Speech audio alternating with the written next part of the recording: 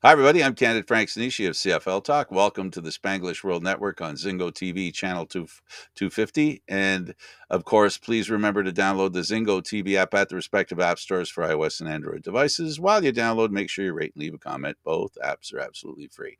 Zingo TV is available on Google Chromecast, Amazon Fire TV sticks, Roku sticks, and also on all smart TVs 2016 forward. Don't forget to subscribe to Candid Stanisci 1030 on YouTube. Now on CFL Talk, as usual, joining me is David Morassutti. David, how you doing, sir? Doing well, getting myself ready for the Argos C&E game. Yeah, it's the CNE game. Mm-hmm. And the reason why I say I'm mentally getting myself ready with it because while the C&E game draws a bigger crowd, and I'm sure the Argos do appreciate that, the C&E is a very tough thing to navigate on its own, but you are adding now let's generously say 15,000 fans trying to get to a game. In all the games I've been Park, to park, well, the not park park, getting to the game because you've got getting the game, you're park. you're putting in because if people know BMO Field's right in the exhibition grounds, you're gonna have fans trying to get to their get to where they want to go, and you're gonna have obviously the us people like us are trying to get to where we have to go, and people at the CNE are just gonna enjoy their fun, and it's a Friday night. Friday night's usually the busiest night for the CNE. Weekends are the busiest for the CNE because that's when everybody is off and everyone wants to go and enjoy the great things about the CNE. I know I asked Ryan Dinwiddie about the CNE game and if he was excited for it. He first gave out a chuckle. He says, "Well, I wish we could have enjoyed it better last year because they lost in the CNE game last year. So it's like you go out there and you try to enjoy yourself, but you also just lost the game." And he says, when you're winning, these distractions are nice to have, but there are still distractions in a way. So I'm looking here. I'm looking at the weather. So it's a couple of days before. Um, it's calling for some rain. Um, but there's it's not supposed to rain the whole time.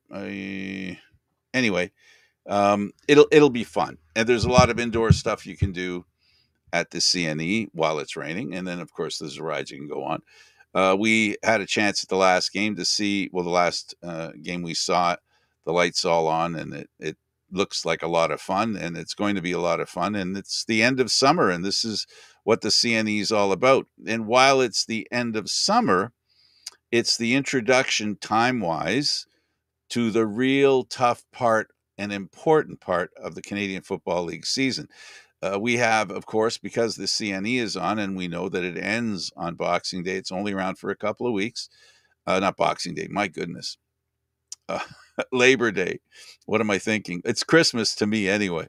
The Labor Day weekend is awesome, and it'll be a lot of fun. And that's coming up too. So go to the X, enjoy the X, and start seeing some of the games that really matter. The one and this weekend in particular, we're going to see Calgary, who are the only team to have beaten Toronto. So that's going to be an interesting visit to the CNE and also the Calgary Stampeders, who are looking to continue improving their overall game. Yeah, definitely. Like this is now what I call the grind time in the CFL, right? First half teams are kind of establishing themselves and trying to figure things out.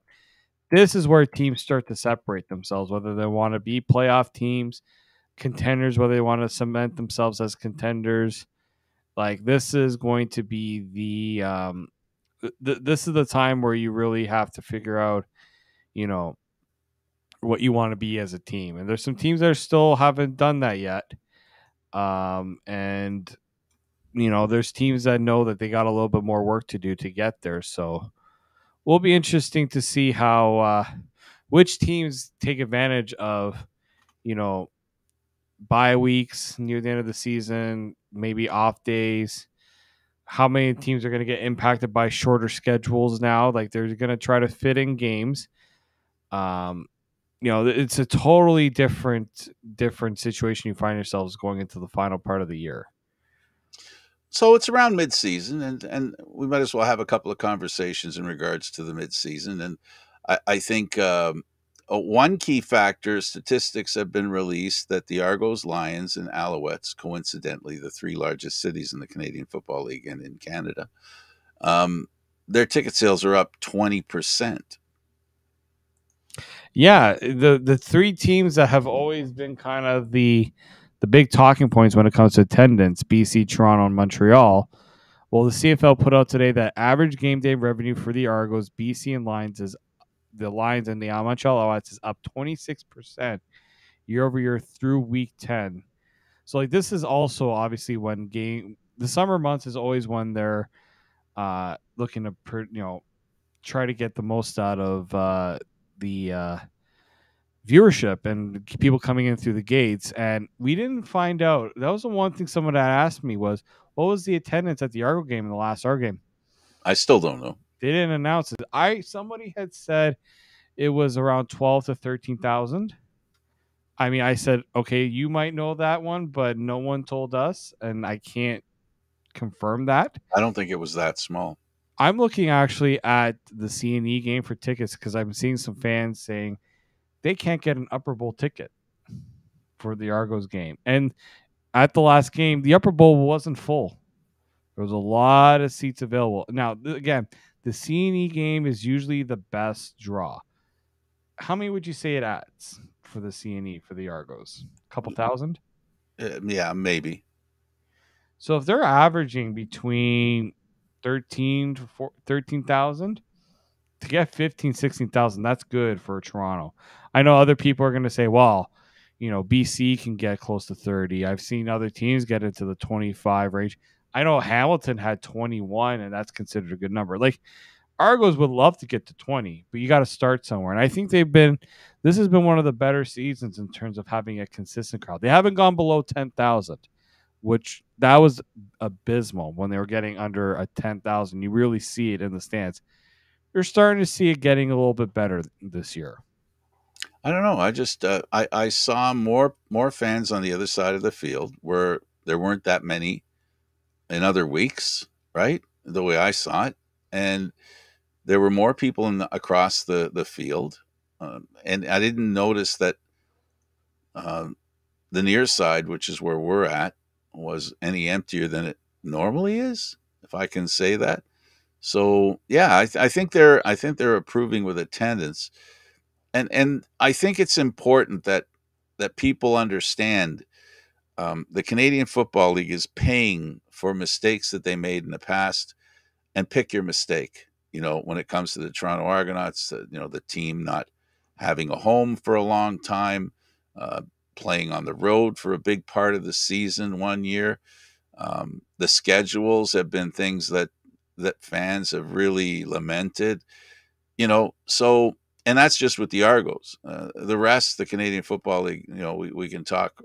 We can talk a lot about some of the things that have been a drag on the way things have been going. But at least if the facts are clear, and they are up 26% between the three of them.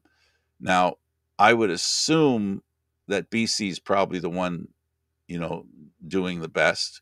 And I would suggest that Montreal probably comes in right after that. And I think the Argos are probably the least contributor to the improvement on ticket sales. But there's an improvement by them as well. I'm convinced of that. So, regardless of the No, no, for sure. And you want to see that growth. That's been the big thing. Like for people to expect the CFL all of a sudden to have full stadiums everywhere, like it doesn't happen quickly. Things like this do take time. What's more important is that teams are willing to continually and teams continue to invest in it, right? And do the things that are going to bring people in, right? If you show the effort usually gets reciprocated in some way, shape, or form. what we're looking for is successful promotion. Mm-hmm. Right, that's what's got to happen. Yeah. Well, hopefully things. It'll be a great day to go to a football game. You get a free ticket into the Canadian National Exhibition. Go in the morning and cap off your evening, watching professional football and some really entertaining football. And with Calgary in town, it's going to be an intense game as well because it's going to be one of those games where the Argos lost to Calgary. And these two teams love playing each other because of the gag that is the Toronto Argonauts are Calgary of the East. Mm-hmm. So there's a lot of players and the coaches know each other. So there's a lot of familiarity and there's that extra little jam in their game. And it'll be, well, we'll see if the Argos come up flat in this one. They did in Calgary a little bit. They had an injury. We'll see how the quarterback, of course, you know, Kelly handles the game this time. So it'll be an interesting weekend for football everywhere, not just in Toronto. Oh, of course. Like the final months of the summer are big, and Labor Day. We know the lead up for Labor Day is always it was always an important one for the CFL. So yeah, I'm curious to see how, especially the teams that maybe are struggling. Are they going to see that dip, or are they gonna, or can they continue some sort of momentum? Yeah, yeah. We'll talk about the teams in a minute. Let's talk about some of the players. And there's a really important situation developing. Caleros and Fajardo look to be playing again on Thursday. They'll be under center. That's great news. And Trevor Harris is practicing with Yeah, I mean, Saskatchewan. it's nice when the starting quarterbacks are able to play. Like it makes the league that much better. And for Montreal, I mean, Montreal should be fortunate that Caleb Evans has kept them, in striking distance with the Argos, right? Because you have your starting quarterback go down, you get worried of what that's going to do long term for the team. Well, it didn't. It didn't harm the Alouettes because they remained in striking distance with Toronto. With Saskatchewan, not having Trevor Harris has certainly been felt. Not having him with Winnipeg, like I think really what for Colaros individually, this keeps him in that MOP conversation if he's able to come back and play as he's been playing all season, right? You don't want an injury to impact that in the way kind of Nathan Rourke had his MOP status impacted by injury. With Claros, the interesting thing is this is kind of he's had bumps along the way. He hasn't had long spells of injuries as with Winnipeg. Knock on wood, it doesn't happen. But let's see now. The body doesn't. It gets tougher as you get older. So I'm curious to see how this will impact Colaros, because I think there's going to be concern always with him because of his injury past. And I'm curious to see, is this just a small blip on the radar, or is this something that he's going to have to be dealing with for the rest of the year? Absolutely. That brings us to the midway point of the season. We've had an opportunity to see some number 2 and number 3 quarterbacks come in and get our attention. You talked about Caleb Evans with the Owls. He has really acquired some attention. He's done a great job of, coming in and being under center instead of Fajardo. He has helped raise this team to a level that, a lot of people expected and expect over the past few years. Montreal's been an up and coming team. They've done a great job of improving their squad, and they're doing it with a backup quarterback. Yeah, I mean that's been the struggle for a lot of teams. I don't. And the thing is, when people are bringing up the injuries and CFL quarterbacks, and they're saying how many guys are down, I say let's also forget we're talking about a 19 league. You can't compare it to the NFL that has 32 teams. It's a different scale. If you look at the NFL, there's quite a few quarterbacks or players that get injured. We just don't talk about it as much because there's a lot of starting quarterbacks in the NFL. In the CFL, there's only 9 teams. So when 2, 3, 4 guys go down, that's going to raise a lot more eyebrows when people are saying, no, a lot of quarterbacks getting hurt. This is bad for the CFL. Well, it is because you don't have you don't have the benefit of having a bunch of teams, right? With starting quarterbacks, you only got 9, and the talent pool of guys behind them isn't there like it is in other leagues. Well, some believe in other leagues that the talent pool's not there either, but you're not going. There's not enough starting quarterbacks with the capability of playing elite going around everywhere. Well, let's not forget too, David, that the issue really is what it comes down to is these quarterbacks that the Canadian Football League have playing their game are quarterbacks that need a few years to catch up to what this game's all about. It's a totally different game, a totally different field, a different amount of players. The 1 yard off the, all that stuff. It takes a while for quarterbacks to learn this new game. That's it. That's an additional challenge that Canadian Football League teams have with bringing in quarterbacks.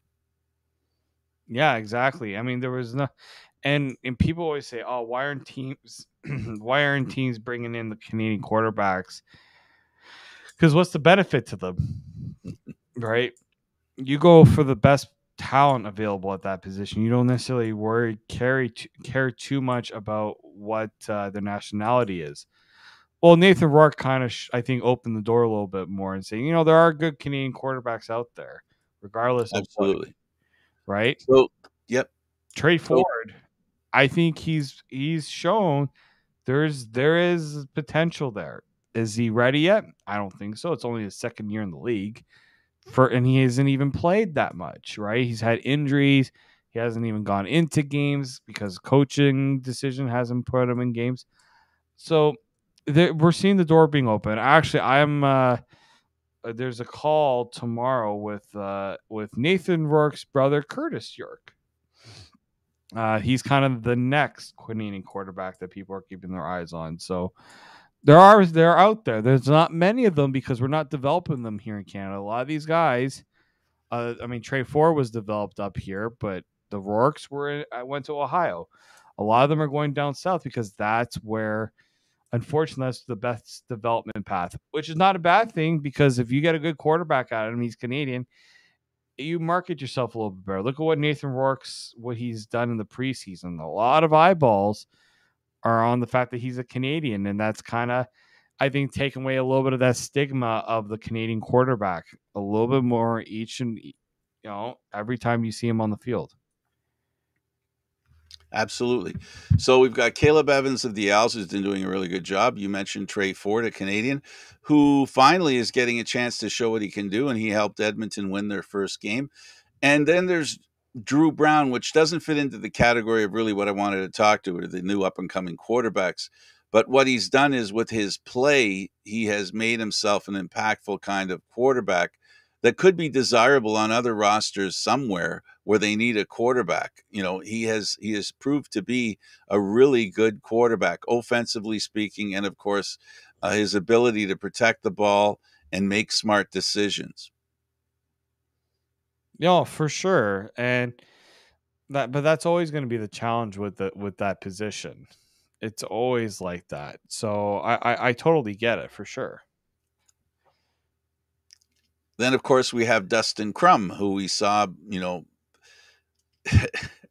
he blew up in his first couple of games, overtime victories, um, incredibly uh, efficient in his first couple of games, but he has since not been as efficient. He's flamed out a little bit. Well, the interesting thing here is when I was looking at this game against Ottawa and Toronto, I said, well, Toronto's going to have to watch the run game with Ottawa because Dustin Crum likes to do things with his legs. But we're also starting to see Dustin Crum getting a little more comfortable with the receivers, right? The people have to remember he was not taking starter reps in training camp. He was never viewed in the picture of being the guy in the offense. It takes time for your quarterback to get in line with your receivers, to get in sync. What I was impressed by what he did in Toronto was he pushing the ball down the field 40, 50 yards? There was that one play he made that he did. Receivers were making plays for him, but he was doing his best to not put his team in negative positions either. Eventually, the Toronto defense did get to him. They were taking away his time in the pocket. Second half wasn't as good as his first half. But I've been impressed with Dustin Crum. I think this goes to show that if you're willing to give guys opportunities, they could surprise. Like I think at worst, he should be their backup going forward behind Jeremiah Mazzoli. But right now, he's given them a chance to win. Is it enough? Unfortunately, it's not, but he's gotten them very close. What we've learned this season, I think, at least what I've learned, is that it's important that you give your number three a chance when the opportunity presents itself. That opportunity can be when the number one quarterback goes down and the backup quarter, the number two, doesn't really get things going. What we've learned this season is when you bring in the third string quarterback, some good things might happen. Mhm. There's a knack that quarterbacks need. Everybody learns things at their own speed, rate, and time. Um, we talk about how, and I talked about earlier, how quarterbacks have to adjust to the Canadian game because most of them, if not all, the higher percentage of them, 99%, play in U.S. colleges or play, U.S. football. But some players grasp the Canadian game faster than others. And I think that's one of the lessons we learned with Dustin Crum, where, he didn't really have that much time preparing to be a Canadian Football League quarterback. But when given the opportunity, he had assets that align well with his position in the Canadian game. Yeah, right. And that's what some people say. Oh, why can't the league get more NCAA Division One top quarterbacks to come up here and play? There's two reasons. One, some of these guys believe they should be NFL quarterbacks, right? They go and play in these Division One schools to get to the best level of football. Unfortunately, the CFL, some might believe it's the best level of football, but to the Americans, it's not, right? Number two, you're also looking at coaching staffs who scout or manage in front office staff that scout these quarterbacks. And what they're looking for is saying, can this guy's skill set translate to the Canadian game? Right? Not everyone can do it. Do you think Tom Brady could be a good CFL quarterback? Probably, because he's a really good This is quarterback. a pretty good Uh, quarterback. I remember some people were bringing up certain players, and I'm like, that doesn't necessarily mean they're going to be a good Canadian Football League quarterback because, they need mobility. They need to be able to spread the field a little bit more. They got to be able to handle their reads better because they got the extra defender and things like that. You need to have a strong arm because you've got that 5 yard pass that goes two-thirds of the width of the field. So you're Exactly. throwing a 40-yard pass for a 5 yard gain. So yeah, so you have to have a good arm. Yeah, and that remains the big thing with Canadian quarterbacks in the Canadian Football League is that we've seen quarterbacks try to come up here and make a name for us. Even receivers say it's such an adjustment because of the waggle and things like that. That's The true. offense in the Canadian Football League is so intricate in a lot of ways that it's not a plug and play for these guys. It takes time to learn it. Chad Kelly, it took him almost a season to learn it, right? There's guys that it takes time for them to not only learn it, we're talking about just learning the game. Then you're talking about mastering the game, right? It does take time, but if teams are willing to give them that opportunity and if the skill sets match, then you're happy about it. We've talked about Caleb Evans of the Owls, Drew Brown of the Winnipeg Blue Bombers, Trey Ford of Edmonton, Dustin Crum of Ottawa, and how about Dola Gala? He's had kind of the same kind of Dustin Crum kind of success. He's been good, and he hasn't been as good as he could be, but there's potential there. Yeah, there is potential. Like Dolagala came in during the touchdown Atlantic game, and he threw a touchdown pass, and I'm like, okay, maybe there's something here, but it's also different positions in the game. One team's trying not to, they're trying not to get hurt. They're trying to keep guys healthy. So, but I mean, what I like from Dolagala was just there's poise there. There's he's willing to sit in and take those shots. Accuracy it was another big one for him. I think the offense certainly does look different with him in there. And yeah, is it would I say he's ready to take over for Trevor Harris? I don't think so.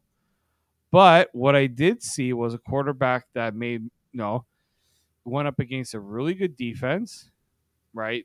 A defense that loves to get to the quarterback, and it didn't phase him.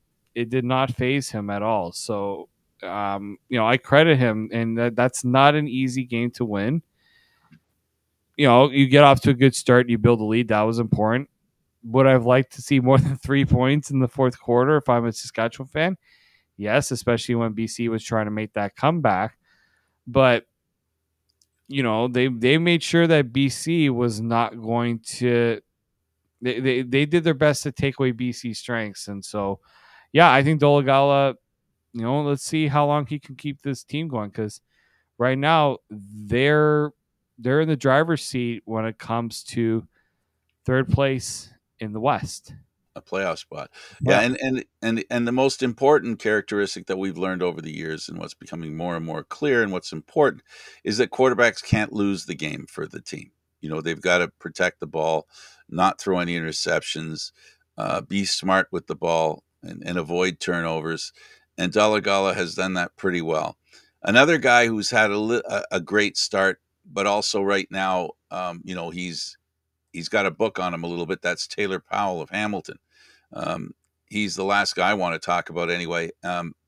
He came in, another one of these, oh my goodness, wow, look at what he's doing. His legs did most of the work.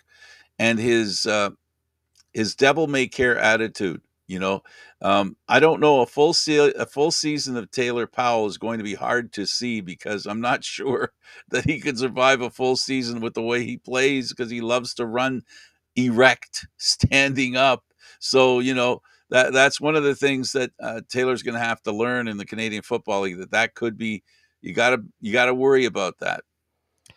I think for Powell, the more important one is he hit Tim White has taken a big workload for this Hamilton offense. Who's behind him? Who's going to step up and be a playmaker? Like James Butler was their second leading receiver. He's a running back. Hmm. Running backs, let's not say running backs shouldn't get production, but Tim White had 101 yards, and then nobody else had anywhere. They were all under 30 yards. Like, that's not good enough. He needs more guys to step up.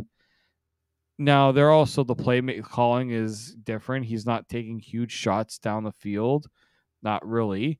So, the Hamilton's gotta adjust. I think this year, this is the worst year to be in this type of position if you're Hamilton, but this might be a year where they have to take a step back and reevaluate everything. And The year that they have the Grey Cup at home. Oh, that's yeah, the good thing for Hamilton is Ottawa doesn't want to, like, they're tied. Ottawa's tied with Hamilton.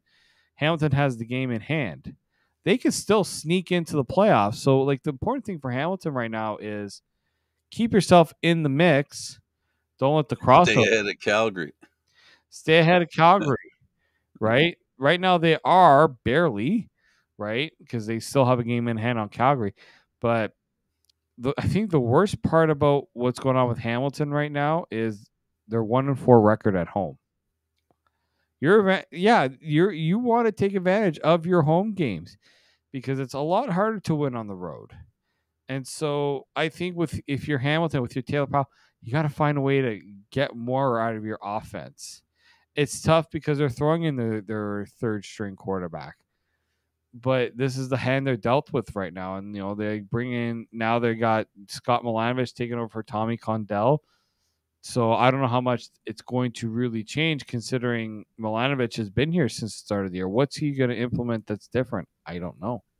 Well, he's been able to see what's going on, but still, it's once he's got his hands on the controls, the players now have to understand what he's trying to put together, and there's going to be an adjustment period for Hamilton. The question is, what will they look like in a couple of weeks? But this past week, if we can talk about the games, Edmonton beat them 24-10. Was Hamilton not a very good team against a team that's not good at all, who won their first game. No, I think Edmonton's been played pretty well in the last 3 weeks. They just haven't been able to put four quarters together. And finally, in this game, they actually did a good job of coming as close as they've been in playing a consistent football throughout the game and the leadership of Trey Ford, as we talked about earlier. Maybe also what they need is a rain delay so they can catch their breath, themselves fresh too. Yeah, I think with Edmonton, like what this does is it gets the monkey off the back of saying, are we gonna ever win a game? It's not gonna get any easier. Let's see if they can win a home game. But Edmonton's trend looks like they're trending in the right direction. You know, sorry. The big one here is for them is, can they avoid beating themselves? Every loss that they've had in a lot of ways, especially recently, it's like, Edmonton's pulled at Edmonton. Like they found a way to lose the game. They are up 22 points, they lose the game. When the team has confidence that they can pull off a victory, it does a heck of a lot for that group. Now, they're 1-9. Is the playoffs out of reach? Likely just because of their start. I wouldn't say impossible because we might see a team in the West with the losing record get into the playoffs potentially. Well, they'd have to run the table to be 9-9. Yeah. And I don't know if they're, I don't know if they're going to be able to do that. But the important thing is, the unfortunate thing is they got to find ways to beat teams within their division. The good thing for Edmonton is Calgary, one of the teams they're chasing. They're going to have the 2 games against them coming up. Saskatchewan, you cannot lose to Saskatchewan. It's these interdivision games that are going to be important for Edmonton if they want any chance. What they showed against Hamilton, well, not only can they keep Hamilton down, but they're able to get production. Although Hamilton's team, it's not a good Hamilton team this year. So let's see what they do against a better team. Well, I think a better team in Ottawa. The record doesn't suggest so, but I think it's going to be a tougher battle for Edmonton this time around. There's teams that have played well who have literally and sometimes figuratively dropped the ball towards the end of the game. And Ottawa has been a team that has really, by the skin of their teeth, finished games with victories and losses. They've been a pretty, Jekyll and Hyde in as far as, the scores and when they're scoring. They've allowed themselves to be beaten late, and they've beaten teams late. So a little bit of consistency necessary for Ottawa. One thing's for sure, that defensive line they've got, they sure do know how to keep quarterbacks honest. So that's something that Ottawa has going for them. Yeah, definitely. I just think Ottawa in a lot of ways like Edmonton, like the blueprint is there. Execution needs to be there. Yeah, so like I do think execution needs to be there for Ottawa. They didn't execute on plays against Toronto. Toronto did step things up defensively against them, but we've seen in past weeks that they get themselves in positions, but they just can't finish it off.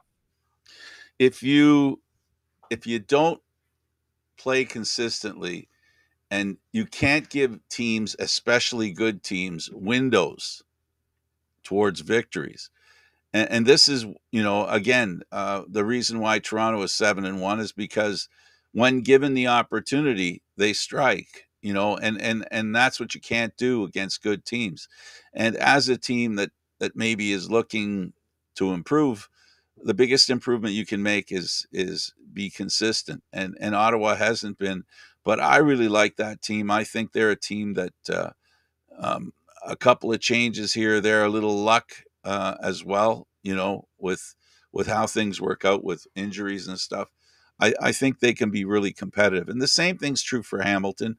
And I believe the same is for Edmonton. These are 3 teams running in the same territory. They're outside the playoffs looking in, right? So it's going to be interesting. We've seen what we have seen is we have seen, players. We've seen Edmonton and Hamilton show a little more competitiveness. I think Hamilton offensively, there's a struggle there, but for Edmonton, like those shutout losses, I think were kind of a wake up call that this team need to be more competitive. They weren't competitive enough, that's for sure. So we saw that when they eventually took that step and made trade for the quarterback and they made Jarris Jackson the offensive coordinator. It was You're starting to see that with Hamilton. I mean, I just don't know if their offense is enough. I don't know if they have enough on the offense. They got the running back, but the other parts of the offense just aren't there. Yeah, And now maybe with some time they can figure that part out, or maybe they're going to have to wait it out until Bo Levi Mitchell is back. But they don't have the ability to be like, okay, we'll try to weather the storm. As we said, the crossover is a possibility. well, You know, we've talked a lot about backup quarterbacks carrying the mail, at least helping the team to win more than they lose, or at least even keep things going. And that's what Hamilton needed. That's what Edmonton got.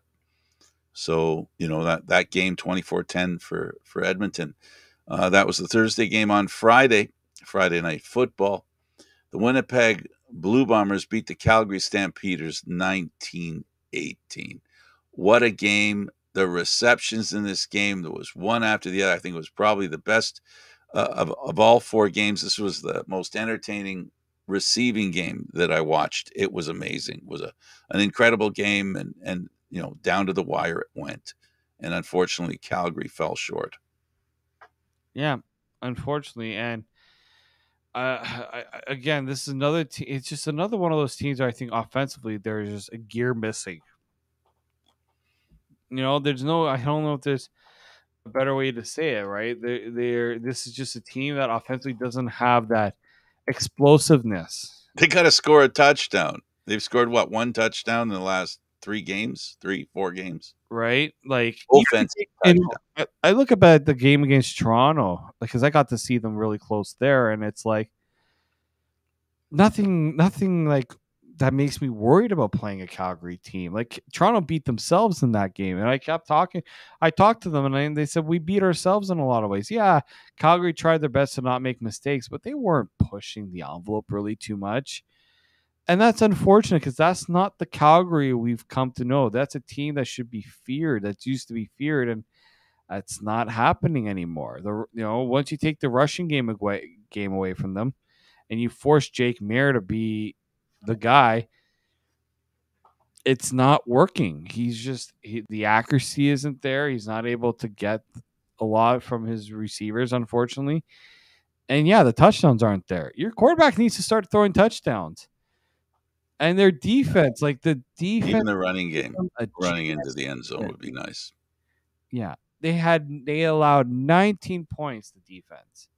They gave them every chance to win, but as you said, their offense couldn't score them a touchdown. That would frustrate me as a defense. If I give my offense a chance to win and they don't pull their weight.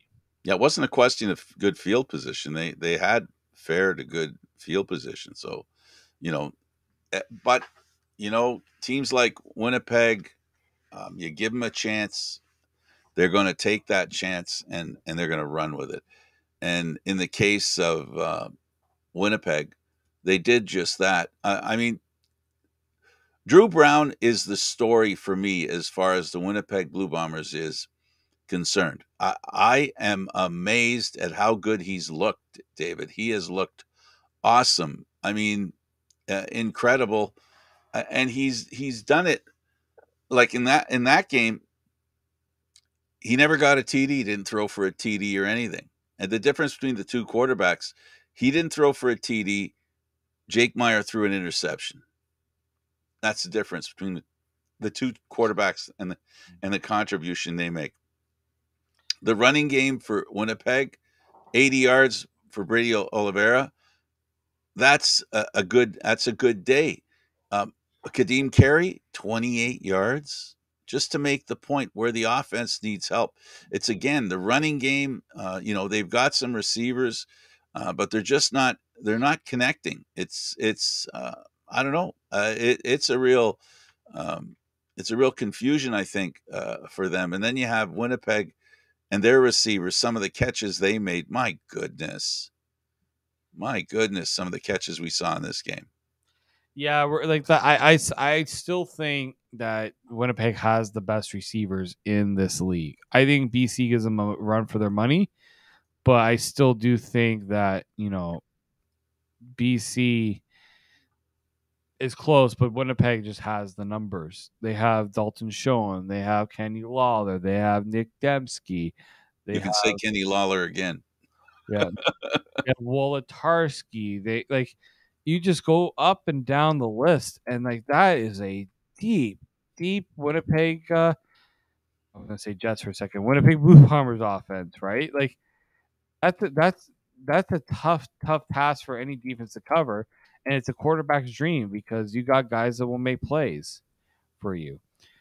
I think Drew Brown, came down to earth a little bit more when he wasn't playing against the Edmonton team that was afraid to win a game. But I liked what I saw because he didn't throw. He didn't put his team in negative positions for sure. And when you go into the bakery section of the game, 5 turnovers for Winnipeg, 1 for Calgary. Yeah, Big difference there. no, it is. Ball protection. Especially when the game is close. When it's a 1-point game, one possession. Calgary could have won this game on just field goals if they didn't turn the ball over. Absolutely. This So, is the truth. Let's talk about Saturday, and that was Montreal at Ottawa at 25-24. Either of these teams could have won. Unfortunately for Ottawa, they didn't have that magic. Once again, they lose a close one. it's tough. These are tough games to. If you're Ottawa, like like that has to be a kick to kick you down to lose by 1 point to a team that you're chasing in the standings, and it's a team that like Montreal's again. They're happy to get the win. I'm sure they would have liked it a little bit easier on themselves, but again, Ottawa made that extra mistake that Montreal. Like it comes down to those moments, right? Montreal in the fourth quarter, they found a way. Caleb Evans found, he lost the turnover battle with Dustin Crum, but he found a way to get his team to where they needed to go. Like Dustin Absolutely. Crum put up over 300 yards against Toronto. 333 for yards against Caleb Evans. What happened from 1 week where you went up against arguably a better defense in Toronto and you couldn't even get to 200 yards against Montreal? Now, the good thing is they were running the ball quite a bit against Montreal, and that allowed them to try to, get the possession battle there. But they also they couldn't sustain drives as much as they needed to. When you're running the ball too, you're giving away opportunities for your offense to really put up points in this game. And that was another thing that they just couldn't do. Like Montreal was the more dynamic offense in this game. Caleb Evans, in the second half. They were behind 17-3 going into the second half. Ottawa looked there at Montreal was making all kinds of mistakes. Talk about the bakery section. My goodness, the baker's dozen, a little more, and it would have been a baker's dozen of mistakes that they made that pretty much handed the game to Ottawa. And they came out in that second half and played a clean game. Exactly. And that's a problem there. Like you can't, if you're up 17-3, usually in the CFL that's not in the bag. We know that comebacks like that happen quite often. But you can't you can't just put 7 points up and be happy and hope you're going to win the game. Absolutely. Right? Montreal has proven to be a decent team. They're a contending team. If I'm Toronto, you see what Montreal did. I'm not saying they should be worried, but They should. you can't overlook Montreal. They're not a Oh, cakewalk. They're a good team. They're a better team than I expected they were going to be, especially offensively. I think Austin Mack was going to be this good. Nope. Tyler Snead. Nope. Hergy Maala. Yeah, I saw. We did see some of that. I just think that there's this Montreal team is a very resilient bunch. I think Jason Moss deserves a lot of credit. People were doubting his ability as a head coach. Now, still a lot of time left in the season, but he's got this team going in the right direction. This is a team that Montreal fans should be proud of what they've done the last few weeks. what he's done, the head coach, what he's done is he's curbed his temper, and he isn't running, you know, running hot. He looks a lot more in control than he has in past years. You know, he would go ballistic from time to time in games, and I don't think that's a good look for a head coach. And he has mellowed a little bit. His little experience in Saskatchewan has stood him well, and he's done a great job. And then when you look at BC, that you know, um, sorry, when you look at what he's done in Montreal, it's just incredible. He's done a marvelous job, and they won as a team, and that's what I like about Montreal. Uh, you know, every player, every one of them makes a contribution, and they're all important in the victory, and it's a great attitude that they have there. You have to have that attitude.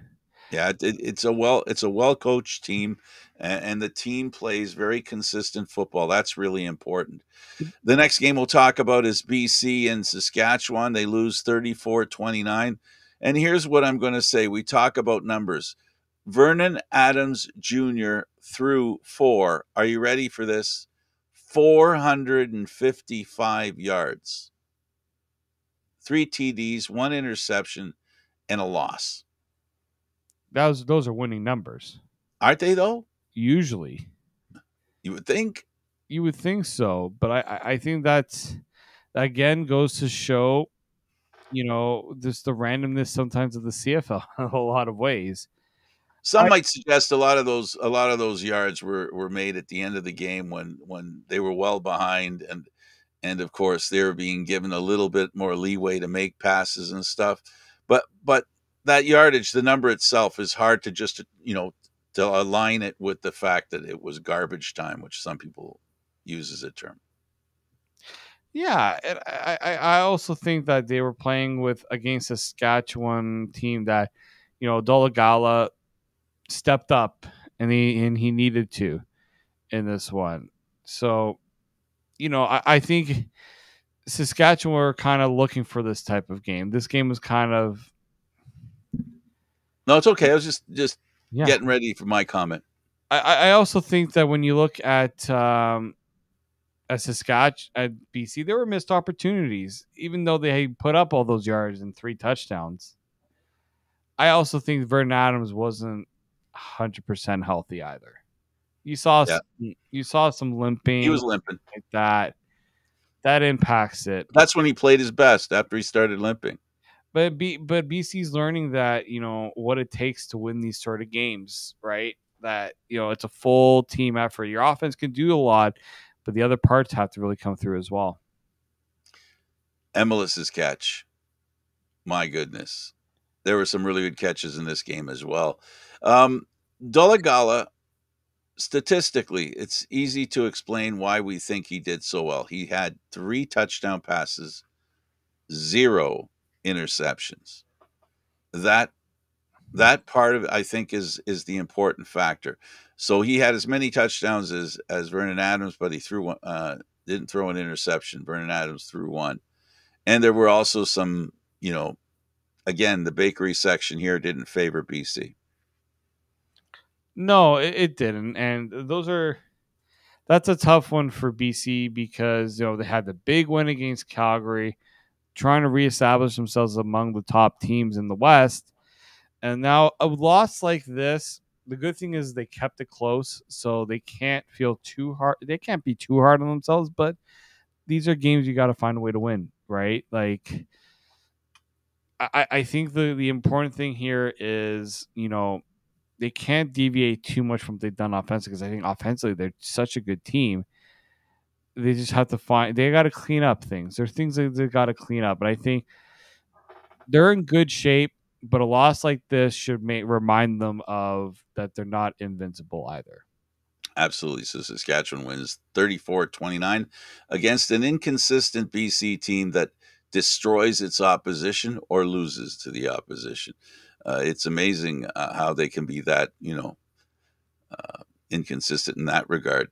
So we've got the three top teams in the Western Division, with Saskatchewan at 5-5. The three top teams in the Eastern Division, Hamilton's in third at 3-6, and of course you've got Montreal and Toronto. So this week, with this week's games, will have some impact on the standings, and it'll be a real interesting week.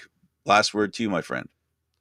Yeah, it will be interesting. Let's see how many teams are going to take advantage of these last few before the stretch run. Which teams maybe are able to pad themselves a bit of a break in the standings, because a lot of close teams are close to each other, and see if a separation can happen. Thanks for this, David. Thank you, Frank.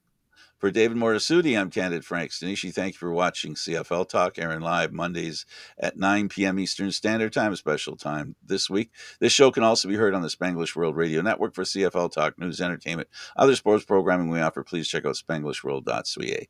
Spanglish World. Watch it, hear it, read it, and download it. And don't forget Candid Frank Stanisci on YouTube. Subscribe. Thank you for watching.